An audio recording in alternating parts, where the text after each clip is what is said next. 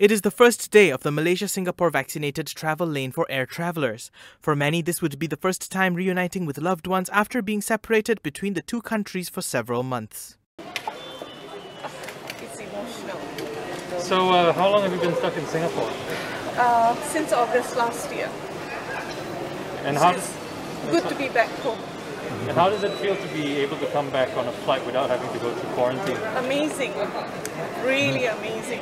Very glad, grateful. I'm back home. But the new variant is coming. Do you feel about the new variant? We don't know much about it. So once we get to know better, then we'll see what happens. But I think it's enough of lockdowns, please. This is what we are looking for. Yeah, really, really.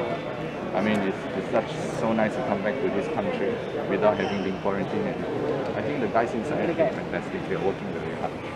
So, how long have you been away from? Have you spent 2 years in Singapore? How long is it all? My last trip here was in January in 2019.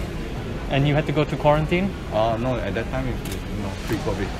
Okay. Yeah, after COVID, this is the first time I'm coming back. Oh, so happy! We haven't seen each other in almost close to 1 year. I mean, not as bad as the other family members or other people that I've been speaking to, but I'm very lucky that I could come back last year. But for my wife, it's been pretty hard living apart for a very long time. Do you have anything to say to people who might be thinking of the same trip but maybe a little bit apprehensive about making the same trip? All they have to do is to prepare themselves properly, then they can come in easily. Travellers from Singapore do not need to apply to travel to Malaysia under the VTL since the entry facilities would be processed upon arrival. They are also not required to apply for a My Travel Pass from the Immigration Department.